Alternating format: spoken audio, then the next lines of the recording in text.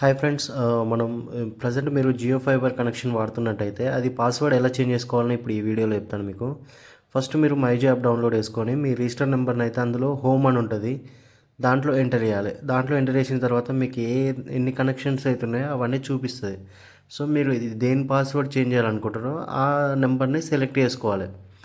ఓకేనా?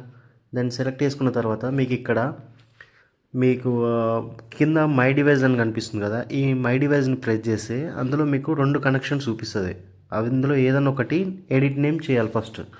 సో ఇప్పుడు నాది ప్రజెంట్ డెవిల్ అని ఉంది, దాన్ని డెవిల్ 5G కింద మారుస్తున్నా యూజర్ నేమ్ ఇది. నెక్స్ట్ వచ్చేసి పాస్వర్డ్. సో ఈ పాస్వర్డ్ని పక్కన ఎడిట్ పాస్వర్డ్ అని ఉంది కదా, ఆ ఎడిట్ పాస్వర్డ్ మీద క్లిక్ చేస్తే మీకు పాస్వర్డ్ చేంజ్ చేసుకునే ఆప్షన్ అయితే వస్తుంది.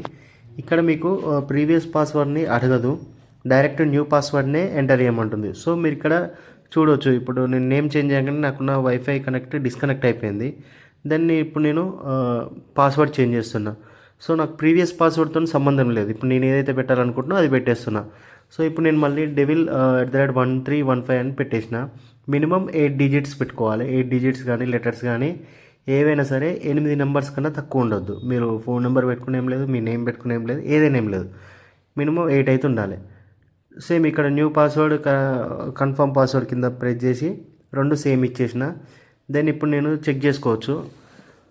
ఇక్కడ మనం వైఫై ఆన్ చేసి చెక్ చేస్తే ఇక్కడ డెవిల్ 5G అని చూపిస్తుంది కదా, సేమ్ అంతే. మీకన్నా మీరు ఏదైతే నేమ్ ఎడిట్ చేస్తారో అదే నేమ్ మీకు అక్కడ చూపిస్తుంది. సో మీరు అక్కడ మీ పాస్వర్డ్ని ఎంటర్ చేసి లాగిన్ అవ్వచ్చు. ఇక్కడ నేను పాస్వర్డ్ టైప్ చేస్తుంటే మీకు అది సీక్రెట్ హైడ్ అయిపోయింది. సో ఇక్కడ చూడొచ్చు, కనెక్టెడ్ అని వచ్చింది కదా. సో మీరు కానీ మీ పాస్వర్డ్ని ఇంటే కనెక్ట్ చేసుకోవచ్చు. చూడండి ఇక్కడ. ఇంకా మీకు జియోకి సంబంధించిన ఏమైనా డౌట్స్ ఉంటే నాకు కామెంట్ చేయండి, నేను మీకు మళ్ళీ వీడియోలో చెప్తాను.